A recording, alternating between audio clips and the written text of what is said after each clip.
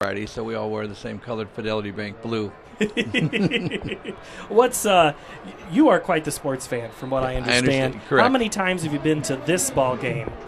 I've been to the Dowling Valley ball game for probably 20 times in my career. Yes. So where does this rank with a Super Bowl or a Final Four? It's a good game. My favorite high school game. We'll leave it at that. Alexander overthrows his intended receiver of Anthony Holmes on 3rd and 9. It'll be a field goal decision there coming up for the Tigers. My son played 2 Missouri high school final state titles, which was maybe ranked just above my Dowling games. But they're still fun to watch. Very much so, yes. This game, especially when it plays here at Drake Stadium, Rick, right. Big game. Is fun to watch. And you've been in business for 15 years plus as Senior VP at Fidelity Bank. What's Correct. Fidelity do? Fidelity is a community bank that concentrates on home loans and construction sites. We build about 15% of every house in the community. And we have a new program out for student home ownership plan that helps kids going into college to buy a house so they don't have to live in the dorms and can have some equity when they get out of school.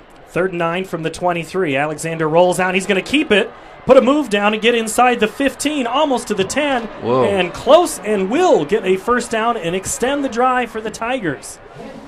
Nice. Would you call this a nice game or an ugly game so far, Rick? Ugly so far. Some great hits, though. Oh, that Rico Gafford hit. Rico was a big hit. That was a big hit. That's the one thing you can guarantee when Dowling and Valley get together. It's going to be hard-nosed and hard-hitting.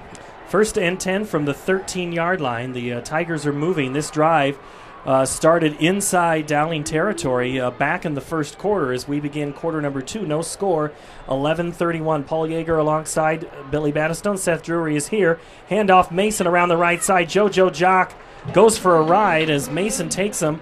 And another couple of maroon tacklers down to the 15. All right, so I've read some economic reports. You read economic reports. Tell me what's happening in Central Iowa. Are we on the way up? Des Moines is an anomaly. We are probably in the best of both worlds because the rates are being affected by the rest of the country, but our employment is so much better than the rest of the country. It's a perfect time for Des Moines. I have an economist that tells me that the Midwest is usually last one in, last one out. Did Iowa really ever go into a recession? Des Moines honestly didn't have the recession the rest did, and the construction is on fire in Des Moines. It's just like not even never been repeated since 1947. 2nd down, intended receiver for the Tigers. Incomplete. Rico Gafford breaks it up. The intended receiver is Dominic Daphne. So we're seeing the building. We're seeing some good signs long term. Des Moines is an incredible place in the last 15 years. What do you see for the next 15? I think it's going to continue, and it's really this high school program that we're looking at right now is part of the reason. The education is so good in metropolitan Des Moines area that businesses locate here because they can keep the white-collar workers working without having to pay astronomical college university prices for the mid-level people, and that's why everything is really not going to stagnate here. 2 receivers come to the left, and I formation, 3rd and 8. It's going to be the give to Gray right up the middle. Gray's got some tough yards, but he's going to be short of the first down. And that'll bring up 4th down and a decision for Coach Swenson. He will send the field goal team on. It is the backup, Finn Doherty. Cole Hahn, the freshman, if you watched on the Valley broadcast last week, tore his ACL on a busted field goal attempt.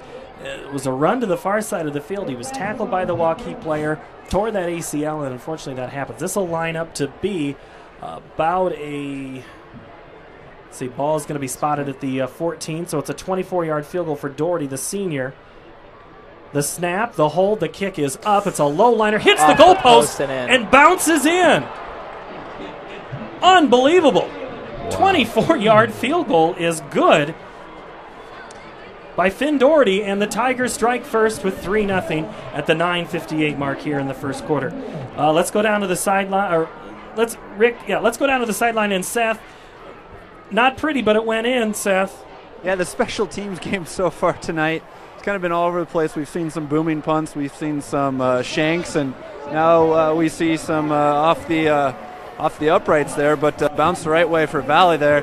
But I think there for the Maroons, after having a short field to work with, only giving up a field goal is kind of got to feel good for them finally figuring out how to stop the offense, and obviously a lot of those yards on that face mask penalty. So. Nothing to get down about, and Rico Gafford has impressed me. He almost had that pick, and if he would have got on that would have been all the way on the pick six going the other way. So I think, again, Maroons just have to get that fast pace off and started. All right, it's Seth Drury down on our sideline. And, Rick, final couple of spots here for you. Okay, you've been to a World Series. You've been to the Final Four, Super Bowls, Kansas City Chiefs fan. That's what I got to ask you about. How many games did the Chiefs win this year? I think they have a chance for the wild card. After Denver last night, I'm pretty sure that's it. The wild card is best. The West that's looks probably like a good bet. What, are you saying Oakland's not going to win? No, I'm pretty sure about Oakland, too. Denver's the real deal, aren't they? Wow, that was impressive. All right, Rick Davis, Senior VP at Fidelity Bank. Thank you so much for spending part of the game with us, Thank you Rick. very much. I'm going to enjoy the rest of the game. Thanks again. Yeah, all right, Rico Gafford takes it at the 5 to the 20, 25, 30, 35 up the near Dowling sideline. Great return of 35 yards by the Maroons. And that'll be where they start the football. Good start here for that offense, Billy, but they've got to get something going. Yeah, they really do. And, I go back to that the hold by Dowling's defense. I thought the 3rd and 8 play call by Valley was interesting to go with the fullback dive, especially when you mentioned the backup kicker. That's a lot of pressure. I think even Swenson knows the type of game he's playing. 3-0 score you'll take, but Dowling's really got to string something together here in this first half. It's a high-powered offense, and they're going to go with the running back for the first time tonight here in the second quarter, and I believe that's Christian.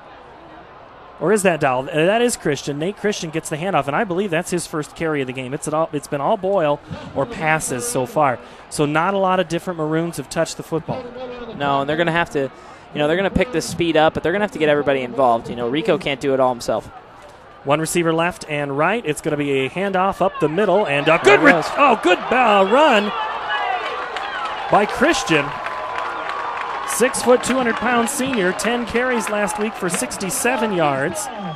And maybe that's what Coach Wilson was just trying to do, establish the run with the pass. What Nate does very well is run north and south, right up the field. He puts his head down, runs beneath his pads, and gets positive yards. Boyle's going to keep it on that left side, cut it back up, and send Dakota Miller backwards. So good hit issued by Ryan Boyle. He should credit himself with the tackle. I know a lot of Dowling fans feel this way, so I'll go ahead and say it. But, with Ryan Boyle, when he runs that ball, you just want him to – sometimes he's got to pick his spots. He loves the big hits, but sometimes you just got to be careful. You don't want to go into something like that and take an unnecessary injury. Well, he hands it off to Christian, and Boyle is yelling at the team, and I'm not sure who he's yelling at. Yeah, he's pretty fired up. I think he's just trying to get the guys going. I think they've just been a little stagnant. He knows they've been a little slow, a little sloppy, and I think he's just trying to get the troops focused. Coach Swenson called Boyle like Joel Lanning, the former quarterback at Ankeny. Christian, the fake, Boyle keeps it, spins out of one tackle, but he's not going to get out of the second and third. Coming up to make the stop for the Tigers would be, that was Nate Spacek, and it'll be 2nd down and 10. So he got back to the line of scrimmage on that play. Dowell is in there, as is Christian. So Dowell will go behind Boyle, so it's the pro formation. But now they'll send Dowell in motion on looking for the bubble. They're going to look left, throw left, caught at the 35-yard line for the Maroons. It was caught by Mason Magruder.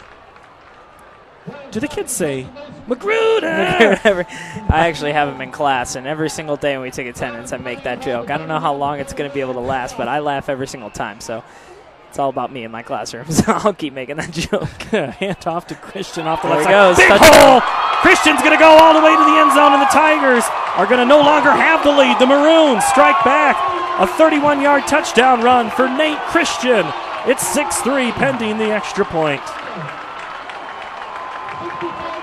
So we're talking about he's just able to get north and south so quick. And it really, it's troublesome for a linebacking core when you've got a runner who likes to run north and south. I know a lot of young running backs, they like to try to dance around. They see, all the big jukes, but you even watch Adrian Peterson or some of the premier backs in the NFL and in the college game.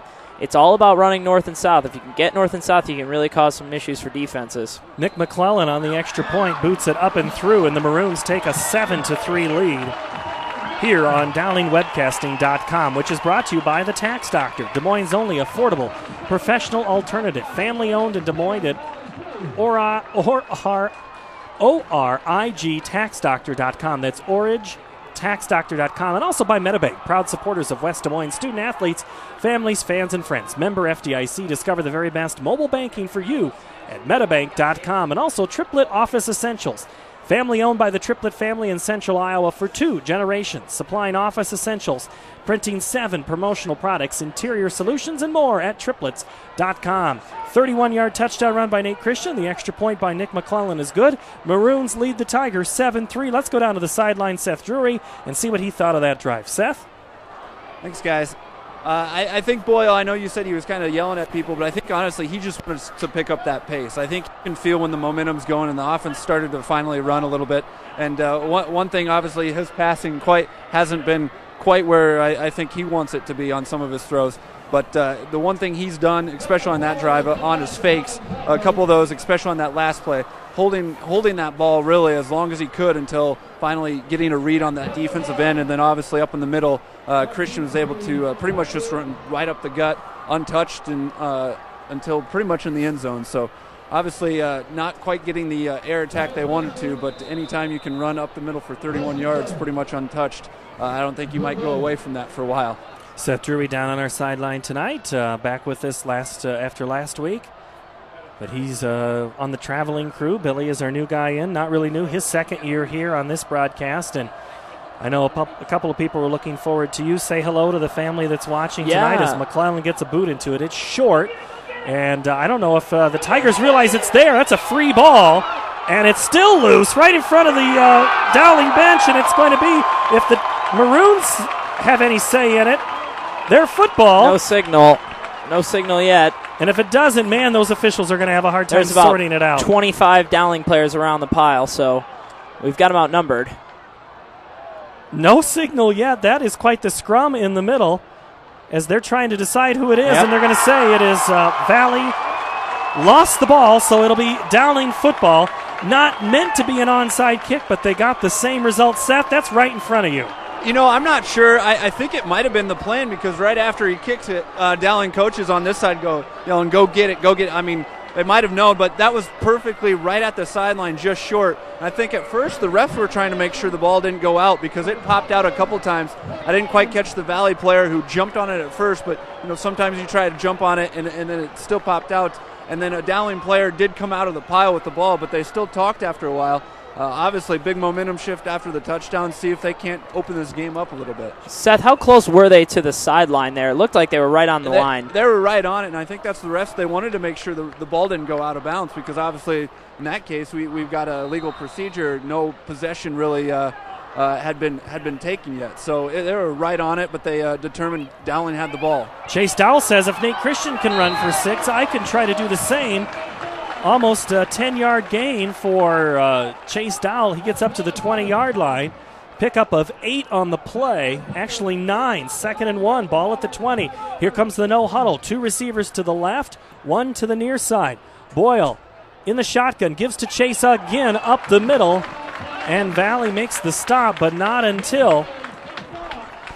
Well, you thought it was going to be the offense for Valley, but it is the defense. Here comes Nate Spacek to make the stop. Again, no huddle. 3 plays, can't even get set. Whistle on the Valley's taking a timeout. They just can't keep up with all the touchdown and then losing the kick and then 2 quick plays, quick hitters by the Maroons. Valley just needs a breath. This defense is beat up, and that's one way to slow down the Dowling offense, but you can only do it 3 times a half, and Coach Tom Wilson will be glad to make Valley waste those now.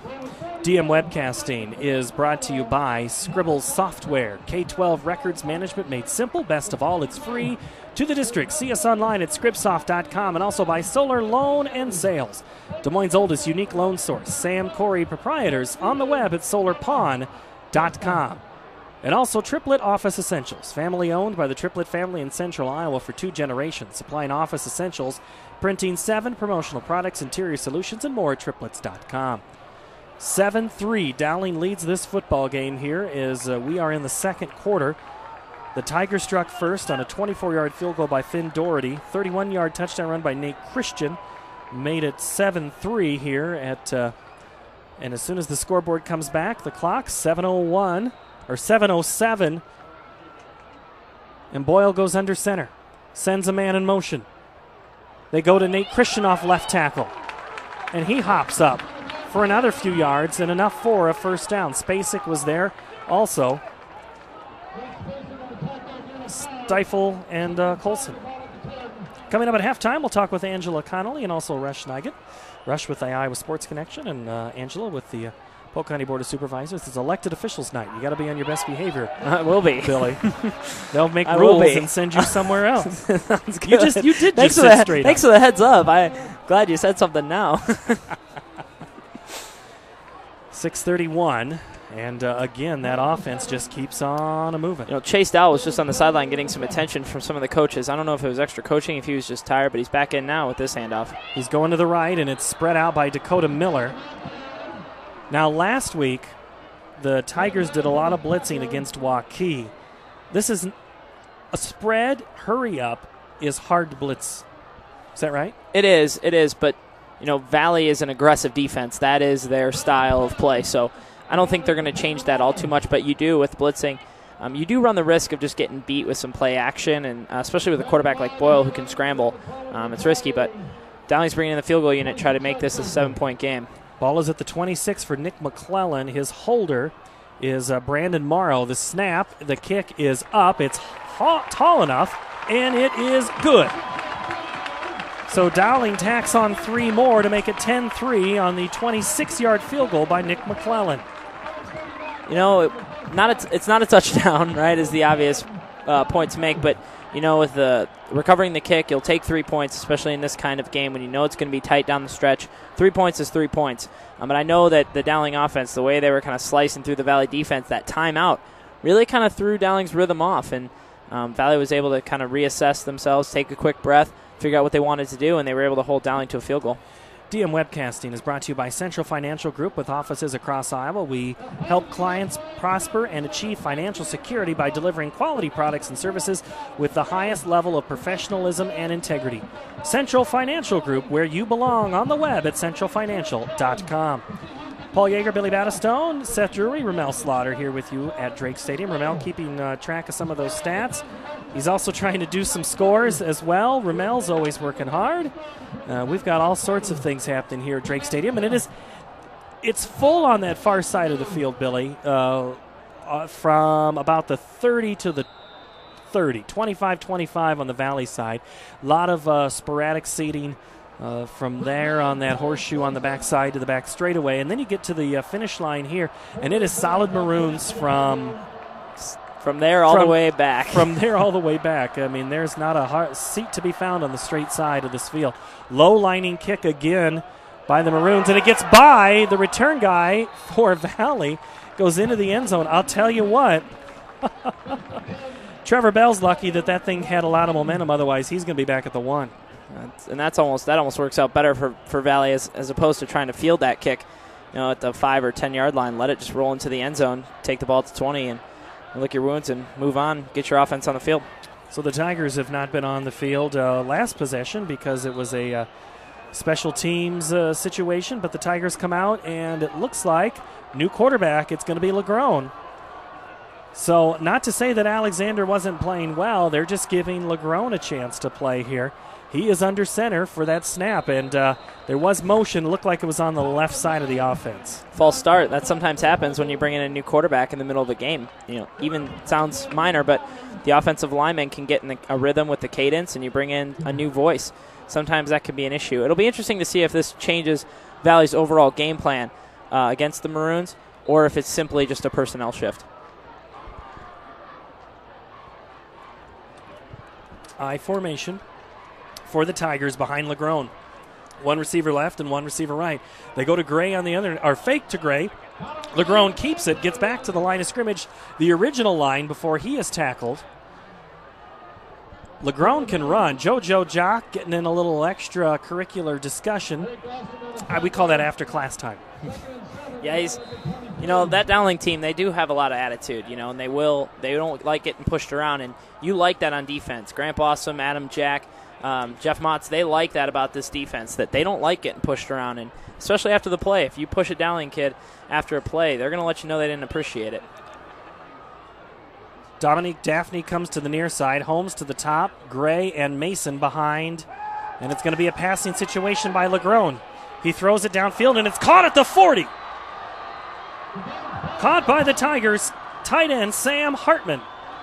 He just came across on that extended drag and picked up 15, enough for the first down to the 39-yard line, where the Maroons will have to reset here, as they had been pitching 3 and outs. Yeah, it was a great play call by Valley. You know, they had all the motion, all of Dowling just flowing to Dowling's left, and you boot your quarterback the opposite direction. You have some crossing routes, and they're able to find an easy, multi-yard first down gain. 4-man front for the Maroons.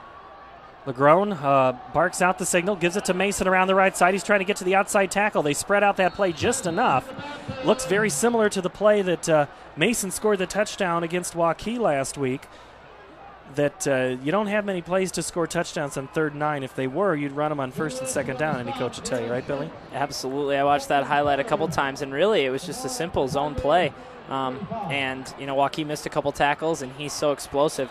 But you watch that zone blocking by Valley's offensive line. We've always talked in the last couple of years about how big Valley's offensive line has been. They're a little bit smaller this year, but they can still get out and move in that zone blocking, and that time they just drove the Maroons back 5 yards.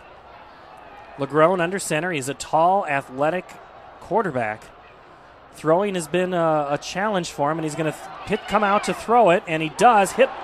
Gets it to Hartman, and Hartman's hit as he catches the ball. I believe that's Devaney. No, that's not Devaney. That's Isaiah Patton on the near side. These numbers, the Maroons have new uniforms. The numbers are a little narrower. Yes, they are. I have to look a second and third time to make sure I have the right number, because those that are watching across the world want to make sure we get it right. Sure. If not, they're going to flip it and watch something else. And that's maybe one of your old games, Billy. They might find one of your old high school games online. Do those exist? Maybe. 2007? That wasn't that long ago. YouTube was around in 2007. You might be able to find some clips somewhere. I'm just glad it wasn't around when I was that age. Let's just leave it at that. The Tigers send 2 to the left, including Mason. Gray is next to Legrone. He's going to run out, kind of roll out, throw that ball down deep. He's got a wide open Hartman at the 25, 20. It's a foot race to the end zone. 10-5, touchdown, Tigers. 56-yard touchdown strike. And the Tigers take the lead. Or they're within a point of tying it, I should say. Yeah, the coverage that Dowling runs in that set, the vulnerable route is tight end down the seam, which is just a tight end go route. And that time, Dowling had it covered, but I think Dowling got a little lackadaisical, and he just kind of broke that out towards the corner. And we were too concerned with all the under routes. He was wide open. There wasn't a soul within 10 yards of him when he caught that pass. So, again, good play call by Valley, but wow. You're Coach Swenson. You're going right now, because the point was already on the board. The point was already on the board. There. That's what I was just going to say. I'm like, there's no way that's possible, because he missed the extra point. The kick is short. Finn Doherty comes up just a little shy, so it's 10-9. Dowling keeps the lead here at the 2:48 mark in the second quarter. Let's go down. Seth Drury is on our sideline. What do you know, Seth? That kind of looked like one of my golf chips.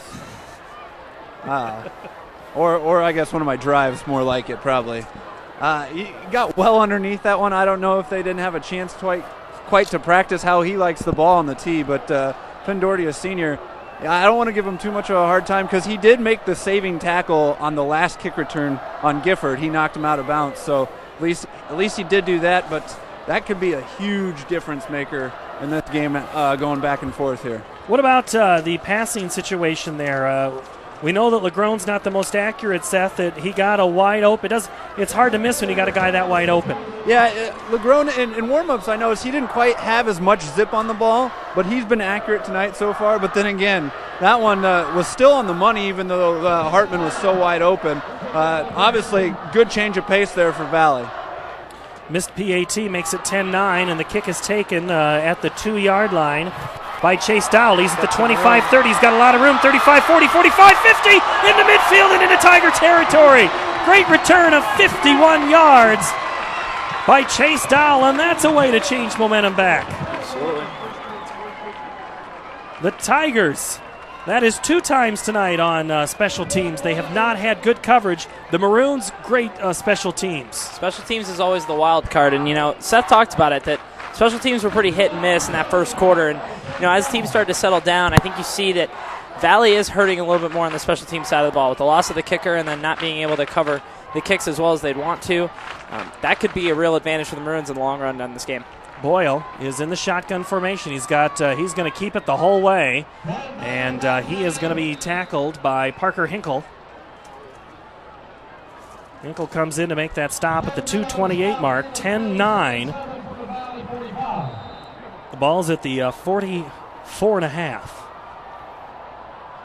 Earlier tonight, the sophomores won 37-30. Last night, the Valley freshmen won. As it's a pro formation for the Maroons now. Boyle fakes to the left, cuts it up, and wants to run it, and not a good decision. 3 Tigers make the stop in the backfield. One of them were Parker Johnson, and the other one, I think, was Connor Schramm. Schramm had 4 solo tackles last week against Waukee, 9 total tackles. And a couple of personnel changes as Rico Gafford comes back in. Or I believe the nickname in the hallways is Smurf. I don't ask high school kids how they get their nicknames. I prefer not to know. Salisbury goes out, and passing situation. Boyle's going to look to the near side. He's going for a speed route on Gafford, and it's underthrown. And the defense, Adam Harris, I don't think Rico or Harris knew that ball was coming because neither one were looking back for the ball. I think Rico was so concerned about getting past him and getting some separation, he never looked back for the ball. And Boyle kind of gave a shrug, almost thinking that it was just supposed to be a quick one-step fade. And he threw that about 25 yards, but Rico was already at 40, and that's what happens when you can run that 4.6 40 like Rico can. Mason and Sorgi back at the 10. Downs in to punt Bowman in to punt the football away for the Maroons. Gets an end-over-end kick, bounces at the 18. And that is probably going to be down at the 1. That's great hustle. Good special teams. Down coverage, Zach Steenblock, the tight end. So it's down at the 3/4 yard line, and Seth Drury, another good play on special teams by the Maroons. Again, it could be the huge difference here. Connor Sorgi, the senior, was on the 10 and kind of just watched it roll by. I don't know if he thought maybe the turf would carry a little bit more, but obviously there was plenty of time for them to get down and cover that, and the Maroons did. So tough spot again.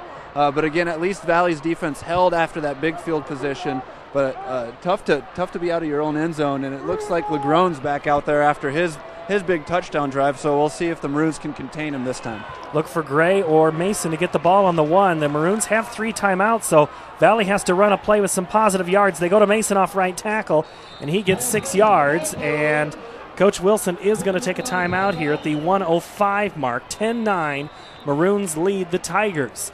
DM Webcasting and DarlingWebcasting.com brought to you by the Dana Company. The Dana Company proudly supports West Des Moines and Central Iowa schools. The Dana Company provides insurance solutions for your home, auto, and business online at thedanaco.com. And also by Bozen the Florist, family owned for 3 generations. Bozen the Florist and Garden Center makes the moment mean more online at bozen.com. Billy, I've interrupted you 3 times on this. No.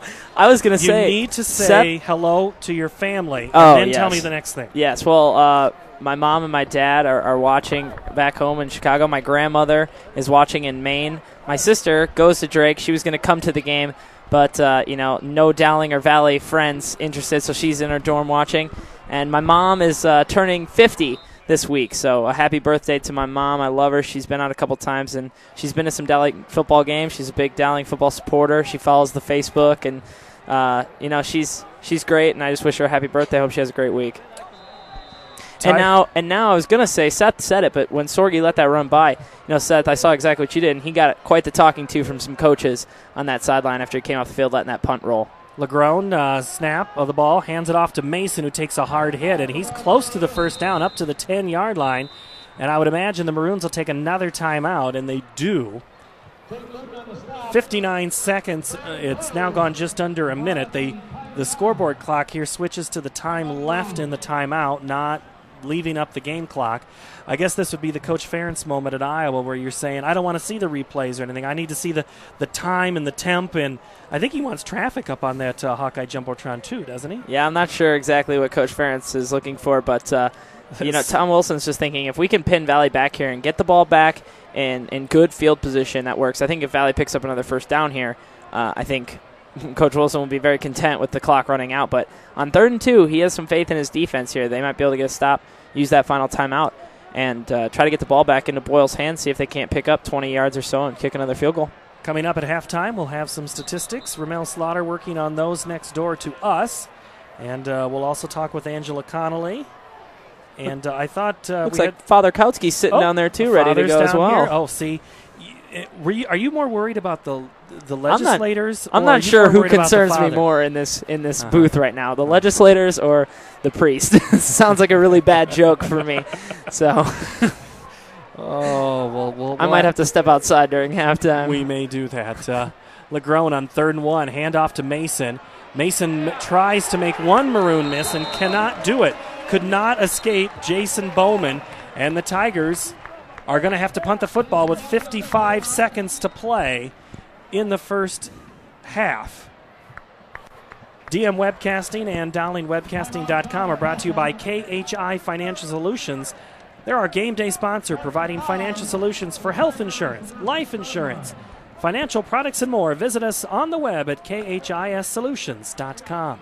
The best part about Dowling's new offense, and I think any coach would tell you, I think Tom Wilson would reiterate as well, that the no huddle is perfect in any situation. And so now even with less than a minute left and no timeouts, they're going to run their normal offense because of the way they're just used to running quick plays. They can get play signaling quickly. It's some teams, it takes a lot of practice to be able to run no huddle well, effectively, efficiently. And Dowling's able to do that because that is their base offense. So Dowling really feels like they've got an advantage there. And, as an offensive coordinator for Valley, that's that tough game you run on 3rd and 2. You want to throw it because you think that's your best chance, but you don't want to risk the incompletion, give Dowling a timeout. So they went with the run, lost 2 yards, and Dowling's going to get the ball back here. Punting in the shadow of his own end zone is Zach Downs. There's one lone maroon back at the 45, and it's almost blocked, but it is a good enough punt. Devaney takes it at the 45. Good coverage, missed tackle 1. He's going to turn back, and there could be a penalty, but Devaney's got a lot of room. 30-25, down to the 16-yard line, pushed out of bounds. Great return by Luke Devaney. And that sets the Maroons up well with 39.6 seconds to play here in the first half. So the Maroons have a lot of options. That really makes Tom Wilson's play calling not necessarily easier, but he knows that they've got the field goal at least kind of in the back pocket. You don't have to worry about just getting a couple first downs to get into field goal range. A huge return there helps him know that they can start to try to really take some shots at the end zone with 40 seconds left. They don't have to worry about getting in field goal range because they're already there. Ball's at the 17-yard line. Christian is next to Boyle. They fake it to him. They're going to go for it all on one play. They're going to the far side. Rico's wide open in the end zone. Touchdown, Maroons! 17-yard touchdown from Boyle to Rico Gafford, and the Maroons open up a 16-9 lead. Rico Gafford's having a blast, isn't he? Talk about a kid who's first year at Dowling, playing in his first Dowling Valley game in front of a huge crowd. He caught that touchdown pass. He was ecstatic. Good for him. And that again, that makes everything a lot easier now, getting the touchdown on the first play. You don't have to worry about anything else. Boyle, his first touchdown pass of the game. He had 2 last week. McClellan's extra point is up, and it is good. So at the 33-second mark, the Maroons take a 17-9 lead here at Drake Stadium. It's cliche. If my dad's listening, he says it every single time I talk to him about any football game. But you can look back at a game, and there's going to be 4 or 5 plays where if they go another direction, the outcome of the game might be completely different. And I think you look at a first half, and there's always going to be at least 2 or 3 plays in that first half that change the way a game unfolds. And you got to think about that punt and Steenblock getting down there and downing that ball at the 1 as a huge turning point in this game. And then, I think that missed extra point I think that might come back to haunt Valley as well. Now they're in a spot where they're down 8, and they know they need a touchdown and a 2-point conversion. That's not always easy. So, but that's great for Dowling to take advantage of the great play by Steenblock and turns a quick 7 points here right before the half. So if you had to pick, would it be all special teams plays? I mean, those have been the Right biggest now, ones sure. in this contest, other than the Hartman touchdown for Valley when you don't expect them to throw the football, and they do. The play that Boyle just did to Rico, that's another one. You go for the throat on that very first play. A lot of teams like to do that. You got the momentum. You haven't anything bad go with you on that drive. You just go instantly to the jugular. Worked for the Maroons. They didn't take any time off, so the Tigers, be curious to see what they do here if they can field this ball cleanly. It's a high end-over-end kick. Gray's going to take it at the 18. He's to the 20 and will get to about the 25-yard line. Tackle was made by Brandon Morrow right in front of the Dowling sideline where it says Bulldogs. It goes from 40 to the 10 in blue trimmed in white. I see a lot of Valley coaches already walking down the sideline. I think that kind of tells you what their mentality here is at the end of this half. I think you're going to see either a steady dose of run or they might even just kneel on it. But I don't think Valley, if they would have gotten a better return and been in a spot where they might be able to take some shots to get into field goal range, I think it would have been different. But on your own 25, it's a long way to go. And the last thing you want to do if you're Valley is make a big mistake. But it looks like they're going to try to run a couple plays here. So we'll see what they can do because they're going empty backfield. 29 seconds. You also don't want to give, and there's some 5 seconds on the play clock. And they have one more timeout, I guess. He had 2 timeouts, but they just had to waste one, which is never a good thing if you were going to try to go down the field. Seth Drury, what do you know down there? Well, I'm kind of wondering now if they might come out with a different look after having to burn a timeout there. They might, having 2, you can maybe run a couple plays and see if you can get into field goal range, but not much of a range maybe tonight. You talk about a couple plays so far, the key plays in the first half. I don't want to say I'm one for diving, but the punter there, Downs, kind of got bumped into. If he takes a dive, it was 4th and 5. Even just running into the kicker would have been a first down. Just a couple inches, but obviously sets up a big return instead. Valley coming out now in more of an I set, so I wouldn't be surprised to see just maybe ISO or something up the middle, just run some clock. They're going Daphne on the near side and Holmes on that far side. Gray and Mason in the I formation. So Legrone gave you that spark. I would not be surprised to see Alexander in that third quarter, but you never know what Coach Swenson is going to do. 29 seconds to go here before halftime. Under center, the senior was supposed to give it to Gray. It's kind of a busted play, and now Legrone's just going to have to improvise. And the Maroons they're out of timeouts, and so they will not stop the clock, and that'll likely be the last play of this first half unless the Tigers hurry up, and I don't anticipate that, especially when the quarterback has run to the sideline. So it is going to be a halftime score of Dowling 17 and Valley 9.